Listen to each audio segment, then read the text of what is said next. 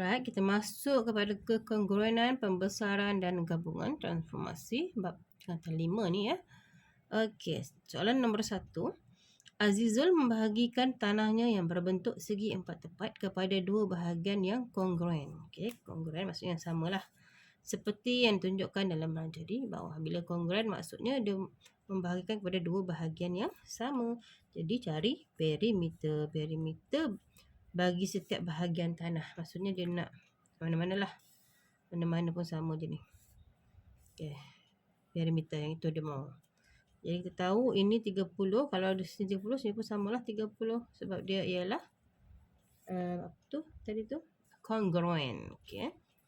Jadi yang ini berapa kita dapat? Sini. Sini 28. Sini sama 28. Jadi ini 56. Kan 28 sama. Jadi ini berapa? Kalau nak tahu ni berapa, kita tengok. Dia bagi kat sini 100 sampai sini. Ini 30, ini 30. Jadi ini 130. Okey. Jadi perimeter dia sama dengan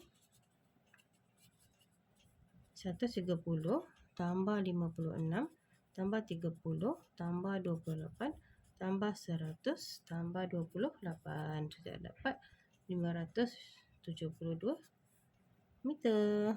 Okey, itu untuk perimeter. Lepas tu kita disuruh cari luas. Luas dalam meter persegi bagi setiap bahagian tanah. Jadi luas maksudnya setiap bahagian tanah. Dia mahu satu je macam tadi. Dia mahu satu. Jadi kita tahu ini ialah segi 4 tepat. Jadi cari dulu luas segi 4 tepat ni, baru kita bahagi dengan 2. Sebab dia bahagi pada 2 bahagian kan. Jadi ini kita tahu panjang 60. Luas sama dengan 160 darab dengan panjang darab lebar 56. Tu kamu bahagi dengan 2. Jadi kita akan dapat 4,480 meter persegi. Okey, dah siap. Okey, soalan kedua. Raja di bawah menunjukkan satu titik M yang terletak pada satah kartes diberi bahawa R ialah translasi 5-3. R 5-3 translasi dan transformasi S ialah pantulan pada garis Y sama dengan 5. Mana garis Y sama dengan 5? Tengok paksi Y. Cari yang 5. 5 maksudnya jadi inilah paksi pantulan dia Y sama dengan 5. Okey. Untuk translasi pula, kalau 5 positif dia bergerak ke kanan, negatif dia bergerak ke bawah. Okey. Jadi nyatakan koordinat imej bertitik M di bawah gabungan transformasi RS. Jadi RS dia kata kan. Jadi kalau RS maksudnya M. Dari M dia akan jadi M prime. Dia akan jadi M double prime. Okey. Jadi RS maksudnya dia jalan yang belakang dulu. Ingat, dia mesti jalan yang belakang dulu baru dia jalan yang depan. Okey, jadi M kita tahu sudah di sini M. M yang pertama ialah S. S ialah pantulan pada garis Y sama dengan 5. Pantulan macam cermin. Jadi kalau sini kita garis dia macam ni. M tu prime tu ada kat sini lah. So dia punya koordinat 3, 6. Tulis 3, 6. Okay, lepas tu nak pergi R. R ialah translasi dengan gerakan 5 ke kanan, 3 ke bawah. Ini 5 ke kanan. 1, 2, 3, 4, 5. Dan 3 ke bawah. 1, 2, 3. Jadi M prime, double prime tu dah ada kat situ. Kamu kena tulis koordinat dia 8. So dia kata nyatakan koordinat 8, 3. Okey, dah jawab macam ni je, dah siap. Dapatlah 2 markah. Okey, soalan yang ketiga. Raja di bawah menunjukkan 2 buah bulatan berpusat O yang sama. Okey, pusat dia kat sini. Bulatan A ialah imej. A imej. Maksudnya yang besar ni imej. Dan yang B ialah objek. Diberi jejari bulatan B. Ini B ya, dia tersilap ni. Diberi jari bulatan B ialah 3.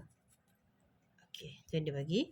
Apa lagi dia bagi? Dan luas kawasan berloret, maksudnya luas kawasan yang ini, yang berwarna ni ialah 47.25 pi cm persegi. Hitung faktor skala. Okey, hitung faktor skala. Kita tahu kan luas imej sama dengan K kuasa 2 darab dengan luas objek. Macam mana mahu tahu ni? Ini ada di bahagian rumus. Okay, kamu tidak perlu hafal. Tapi kalau hafal lagi baguslah. Cepat sikit perjalanan kamu. Jadi luas imej, kita tahu A ialah imej. Sekarang dia nak cari faktor skala. Okay, kita jadikan dulu faktor skala ni sebagai perkara rumus. Okay, kuasa 2 sama dengan luas imej. Ini dah pergi bawah, dah di luas objek. Okay, gitu kan. Kita tahu luas imej ni yang besar A ni. A ni 47. Kita cuma tahu dia punya kawasan berloret ini 47.25 pi tambah dengan luas B. Luas objek ini. Luas objek ni pi J kuasa 2. Maksudnya J dia 3. Jadi 3 kuasa 2 pi. Ataupun 9 pi. Bahagi dengan luas objek. Objek inilah 3 kuasa 2 pi. Lepas tu ambil kalkulator, kamu tambah 47.25 tambah dengan 3 takkan dapat 56.25 pi per 9 pi. Jadi pi ni boleh potong. Kita takkan dapat sama dengan 6.25. Lepas tu kita kasi K ada kuasa 2 kan. Jadi tak nak kuasa 2 tu. Jadi dia akan jadi punca. So K sama dengan punca 6.25 akan dapat 2.5 ataupun boleh juga dalam pecahan 5/2. Okey, dapat nilai K. Dah siap. Dan yang keempat, Encik Ali mempunyai sebidang tanah berbentuk trapezium. Dia telah membahagikan tanahnya kepada 3 bahagian yang kongruen. Kongruen samalah seperti yang ditunjukkan pada rajah di bawah. Cari perimeter dalam meter bagi solusi itu. Kita akan dapat ini. Ini ialah sama je bentuk dia kan, walaupun dia terbalik dia akan dapat bentuk yang sama. So dia bagi ada 3 bahagian yang kongruen. So nak cari perimeter seluruh rajah. Maksudnya dia nak cari yang ni. Seluruh rajah. Jadi kita kena tahulah dia bagi ni 320. Kita tahu sini 80. Jadi macam mana nak dapatkan ni lagi? Sebab sekarang ni kita kena cari apa? Kita kena cari ini. Macam mana nak cari tu? Itu ialah hypotenuse. Maksudnya kamu kena tambah lagi satu garisan kat sini. Okey, supaya kita dapat cari yang ini untuk cari perimeter dia. Jadi kita tahu sudah yang di situ ialah berapa tadi? 80. Kan sini pun 80. Jadi berapakah panjang ini? Jadi 320 tolak dengan 80. Kamu bahagi dengan 2. Kamu akan dapat 120. Okey, jadi ni pun 120. Sedang kita nak cari yang ini. Sebab, kenapa nak cari yang itu? Sebab kita nak cari hypotenuse. Jadi ini kita dah tahu. Ini 200. Yang ini berapa? Okey, 320. Sebenarnya panjang ni 320 kan? So, tolak dengan ini panjang ni. Berapa ni? Jadi kamu akan dapat 40. Okey, jadi macam mana kita nak buat? Jadi panjangnya macam mana nak cari? 200 kuasa 2 tambah dengan 40 kuasa 2. Punca kuasa. Itu kita dapat. Okey, untuk cari tu panjang itu. Hypotenuse. So, lepas tu kita carilah perimeter dia. Maksudnya kamu tambah semua. Tambah semua. 200 tambah 320. Tambah lagi dengan ini.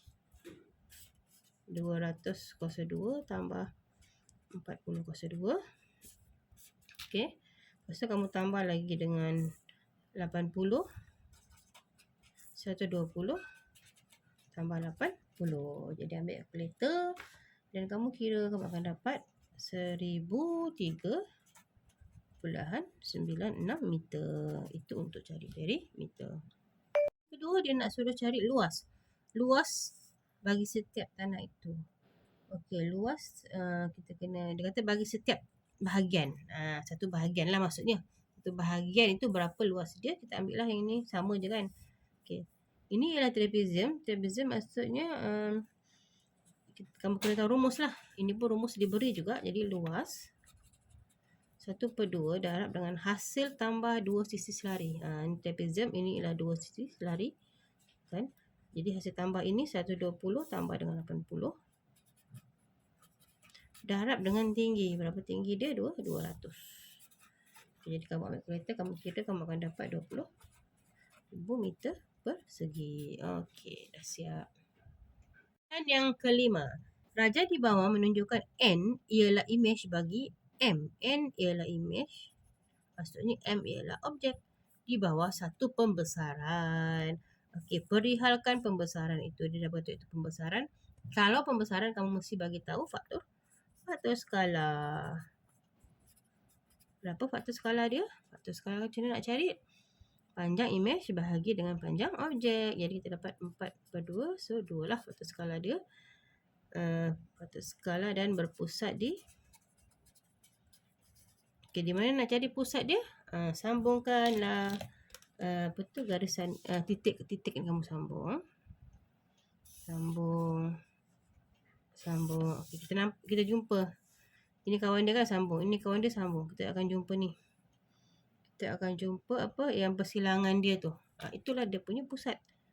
5, 2. Berpusat di 5, 2. Okey, dah siap. Tanya lagi, diberi bahawa luas bagi M ialah 18 cm padu. Hitung luas bagi N. Ini guna rumus lah. Luas imej sama dengan K kuasa 2 darab luas objek. Kita tahu N itu ialah imej. N sama dengan K kita 2 darab dengan luas objek. Dia sudah bagi 18. Jadi kamu akan dapat N sama dengan 72 cm persegi. Okey, dah siap. Okey, kita pergi kepada bahagian B. Soalannya 5 10 markah biasanya ya. Jadi kita tengok soalan dia. Raja di bawah menunjukkan dua pentagon PQRST dan UVWXY yang dilukis pada satah kartes. Okey, jadi kita tengoklah dunia ni. Kita ikut dalam gambar rajah dia ni. Okey, pentagon UVWXY ialah imej. Okey, yang ini imej. Bagi pentagon ini ialah objek. Di bawah gabungan transformasi MN. Perihalkan MN. Maksudnya daripada yang besar tu, pada objek, dia nak pergi imej. Ada satu lagi tengah-tengah perjalanan dia. Maksudnya dia ada N. Dia buat N dulu baru jadi M. Jadi tengok dulu. Maksudnya daripada objek ni. Objek ni jadi N baru dia jadi M. Baru dapat imej dia macam ni. Terbalik. Jadi kita tahu kan kita punya transformasi ni ada 4. Pembesaran, translasi, putaran dan pantulan. Bila tengok ini, kalau translasi, dia mesti daripada besar ke yang kecil ya. Maksudnya dia pergi apa dulu baru dia dapat yang imej. Kalau translasi, bila kita bergerak, dia punya bucu ni akan sentiasa sama di mana-mana. Tapi ini, kamu tengok bucu dia terbalik. Kalau terbalik ni apa? Itu ialah pantulan. Okey, maksudnya dia pantul dulu macam cermin. Okey, bila kita nak tahu pantul ke tidak, kamu cari yang ini. Kita nampak ni. Okey, tengah-tengah dia. Dia macam inilah cermin dia. Paksi X sama dengan 5. Nampak kan? X sama dengan 5 tu. Okey, jadi dia pantulkan, dia akan jadi besar. Dia masih lagi besar. Dia akan jadi inilah. Gitu. Maksudnya yang N ini, dia pantulan. Pantulan macam mana nak sebut tu? Pantulan mesti ada paksi. Pantulan pada garis X sama dengan 5. Okey. Dapat. Kita dapat yang pertama ialah pantulan. Yang kedua ialah dia mengecilkan. Walaupun dia mengecil, kita tetap panggil dia sebagai pembesaran. Pembesaran pada tulis. Pembesaran tu dapat markah sudah dengan faktor skala. Okey, berapa faktor skala dia? Skala ialah panjang imej. Di mana nak cari faktor skala sama dengan panjang imej bahagi dengan panjang objek. Sekarang imej dia berapa? Imej dia 4 bahagi dengan objek 8, kita dapat 1/2. Jadi kita akan dapat faktor skala dia. Faktor skala 1/2. Okey. Dan berpusat di mana? Berpusat di okey, pusat tengok sini. Yang kongsi titik tu, itulah dia punya pusat. 4, 1. Okey. Alright. Soalan B, diberi bahawa UVWXY ialah imej. Imej dia bagi 10 unit. Saya bagi luas dia. Hitung luas bagi PQRST. Nak cari luas yang ini. Luas objek lah. Kita kita tahu luas imej sama dengan K kuasa 2 darab dengan luas objek. Jadi K ialah 1/2 ya. 1/2 kuasa 2 darab dengan luas objek. Jadi kita nak dapatkan luas objek, kamu pindahkan pergi sebelah. Kita dapat 40 unit untuk luas objek. Okey, siap. Okey, untuk soalan 2, dalam belajar di bawah, segitiga ialah K ialah imej dan segitiga J ialah objek di bawah gabungan transformasi AB. Maksudnya daripada J pergi K, objek pergi imej. Okey, di bawah transformasi AB, maksudnya dia buat B dulu baru dia buat A. Untuk sampai ke objek ini, dia mesti buat apa dulu? Dia mesti buat B. Ada beberapa jawapan, tapi cikgu buat satu dulu lah bagi kamu tengok. Okey, bila kita nampak begitu, adakah dia pantulan, adakah dia translasi, adakah dia putaran? Dia ialah translasi kan. Kita ambil yang ni lah, senang. Translasi dia mesti bergerak X, Y. Kanan dulu, dia mesti pergi kanan. Kita pilih satu titik. Okey, cikgu pilih titik ini. Untuk sampai ini kawan dia. Untuk sampai ke titik itu, dia mesti ke mana? Ke kanan. Berapa kali? 1, 2, 3. Oh sorry, 1, 2. 2 kali saja. Kalau 3 lebih sudah kan? So dia bergerak 2. Dan untuk sampai ke sini dia bergerak 1, 2, 3. 3 negatif 3 lah sebab dia bergerak ke bawah. Maksudnya dia translasi 2 negatif 3. Yang ini pun sama. 2, 1, 2. 1, 2, 3. Dia akan dapat sini. Titik yang ini sama. 1, 2, 1, 2, 3. Okay, jadi bila sambung, dia akan dapat macam tu. Nampak? Yang oranye ni. Inilah namanya translasi. Jadi yang B itu ialah translasi. B ialah translasi 2 negatif 3. Okay, lepas dia jadi translasi tu, dia membesarkan. Itu adalah pembesaran. Pembesaran masih ada faktor skala. Apa faktor skala dia? Okay. Panjang imej bahagi dengan panjang objek. Jadi macam mana nak kira ni? 1, 2. Ini 1. Panjang imej bahagi dengan panjang objek. Maksudnya dia punya faktor skala ialah 2. Okey, ingat kalau pembesaran masih ada pusat. Berpusat di, kalau begini senang kan? Nampak yang sama titik tu, dia berkongsi titik yang sama, itulah pusat dia. Iaitu 5, 4. Di 5, 4. Okey, dah siap. Soalan B, perihalkan satu transformasi tunggal yang setara dengan transformasi AB. Tunggal maksudnya dia tak ada, tidak bergerak 2 kali. Dia terus daripada imej, daripada objek pergi imej. Bila kita nampak begini, kita tahulah imej pergi objek, nampak dah kan? Pembesaran nama dia. Dengan faktor skala. Faktor skala samalah macam yang tadi. Yang kita tak tahu sekarang pusat dia. Berpusat di. Okey, kalau jumpa yang macam ni, macam mana nak cari pusat? Sambung.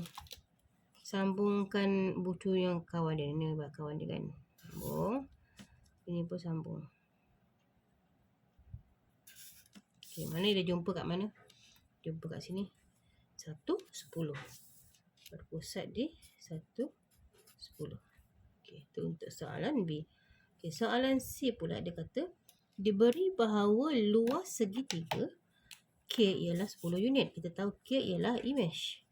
Hitung luas segitiga J dalam unit. Maksudnya dia nak luas objek. Okay, jadi kita tahulah luas imej sama dengan K kuasa 2 darab luas objek. Jadi luas imej dia bagi 10. K ialah 2 kuasa 2 darab dengan luas objek. Jadi kita akan dapat 10/4 sama dengan luas objek. Jadi luas objek dia ialah 2.5. Ataupun boleh juga buat dalam bentuk pecahan. Okey. Okey, soalan yang ketiga. Raja di bawah menunjukkan pelan bagi satu taman tema air. Kawasan berlorek. Nampak kawasan berlorek tu? Yang berlorek tu merupakan kawasan untuk terowong air. Kawasan heksagon P, ni P ya. Dia lari sikit dia punya huruf dia tu. Dan Q, ini Q. P dan Q. Merupakan kafeteria. Semasa pembinaan, arkitek dalam menggunakan konsep transformasi heksagon Q ialah imej bagi heksagon P. Q ialah imej bagi P. Q ialah imej bagi P. Maklumat dia. Di bawah satu pantulan dan heksagon A, B, C, D, E, F ialah imej bagi heksagon P di bawah gabungan transformasi U, V. Jadi soalan dia, tentukan paksi pantulan itu. Okey, boleh kita tengok macam mana nak cari paksi pantulan. Kita sambung sahaja bucu yang sepadan. Okey, cari tengah-tengah dia. Mana tengah-tengah dia? Baru kita garis. Ini tengah dia.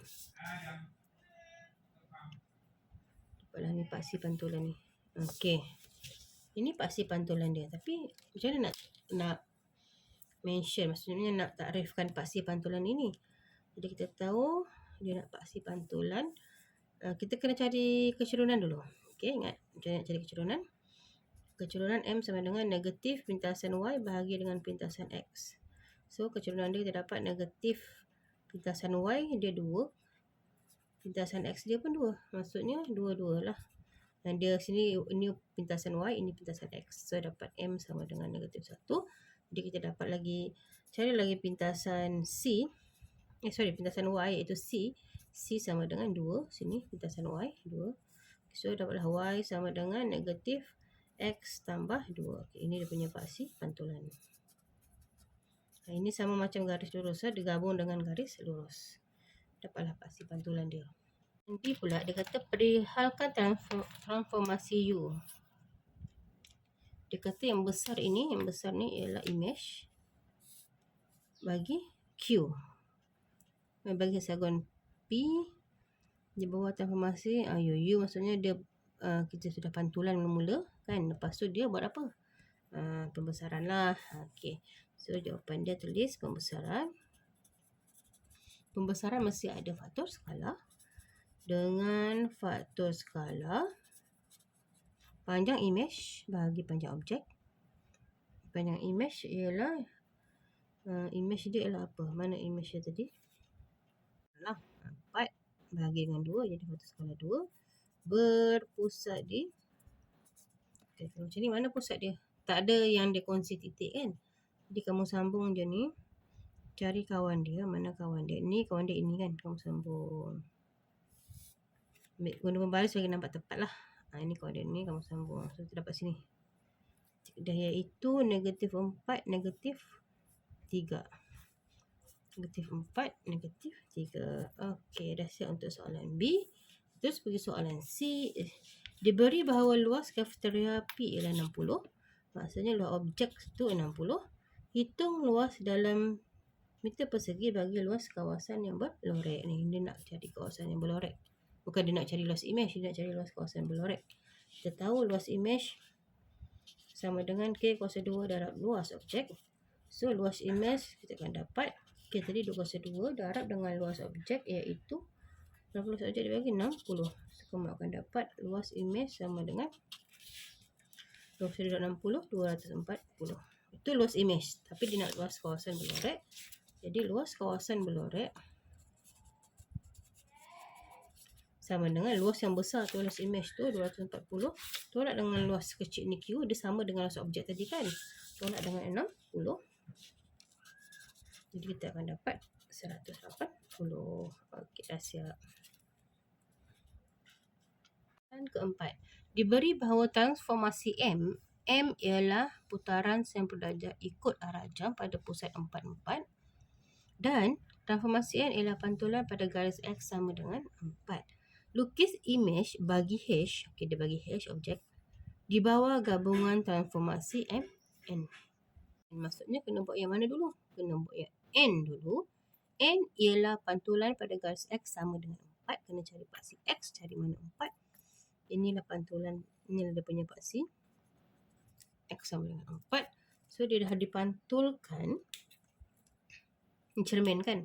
Macam tengok cermin. Sini titik dia. Ataupun kamu buat ini 1, 2, 1, 2. Macam tu. Ini 1, 2, 3, 1, 2, 3. Okey, jadi ambil pembaris garis. Dapatlah H prime. Sekarang kita nak buat lagi ialah M. M ialah apa dia? M ialah putaran 90 darjah ikut arah jam pada pusat 44. Cari dulu pusat 44 tu mana. Kat sini pusat dia 44. Dan dia berputar ikut arah jam. Maksudnya dia begitu. Putar ikut arah jam. Ini senang sajalah. 90 darjah kamu sambung ni titik ni, pusat ni pergi titik. Ada 3 titik kan? Sambung paling dekat ni senang. Jadi ini macam mana nak jadi 90 darjah? Ambil pembaris macam ni.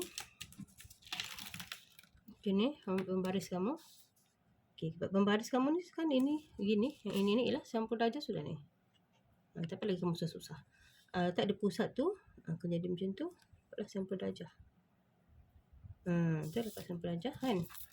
Bila kita ukur, ini ialah 90 darjah. Jadi di mana tadi tu? Ini titik dia, 90 darjah.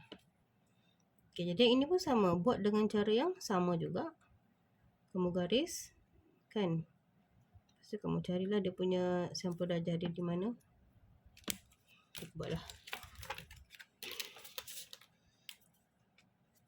Ini lagi. Kita garis. Okey. Lepas tu nak cari 90 darjah dia buat macam tadi. Buat macam ni. Nampak? Okey. Garis tu. Pusat tu. Lucu. Baru garis. Okey. Dapat di sini. Yang kedua. Ini pun sama. Kamu garis. Kan? Lepas tu kamu cari. Ini kena guna pensel baru nampak ni. Cikgu guna ni tak apa nampak sangat. Nanti kamu try buat pakai pensel ya. Okey. So yang ini ialah di sini. Tu. Jadi ambil apa? Dapatlah tu. H double prime. Okey. Tak nampak sangat. Tu. H double prime dah lukis. Lepas tu soalan B. Seterusnya perihalkan satu transformasi tunggal yang setara dengan gabungan transformasi MN. Dia nak yang terus. Tadi kita buat H pergi image yang pertama, yang kedua kan. Sekarang dia nak terus lompat jalan singkat. Dari sini pergi sini. Bila kita tengok dia, adakah dia translasi? Pembesaran memang bukan. Translasi pun bukan sebab kedudukan dia tak sama. Putaran pun bukan. Ini ialah pantulan. Okay, macam mana nak tahu dia pantulan ke tidak? Dia pantulan macam tu. Kamu garis ni untuk cari dia punya paksi. Garis kawan dia paksi cari tengah-tengah. Ataupun kalau kamu macam confuse mana tengah-tengah dia kan, kamu dia buat macam ni. Ini pun dia punya, ini tidak apa tepat ni dia punya apa. Kita dapat sini. Satu. Lepas tu kamu tengok ni lagi. Ini kawan dia ini. Tidak apa tepat dia punya apa gambar raja dia. Itulah. Jadi kamu akan nanti exam dia akan bagi yang besar lah. Tu paksi tu. Ini ialah paksi. Bila jumpa paksi yang ini ialah paksi Y sama dengan X. Sebab apa? Sebab bila lah titik tu kat sini, bila X 2, Y pun 2. Bila titik tu kat sini, X 3, Y pun 3. Itu namanya paksi Y sama dengan X. Jadi macam mana kita nak perihalkan? Tulis ialah pantulan pada garis Y sama dengan X. Okey, dah siap. Okey.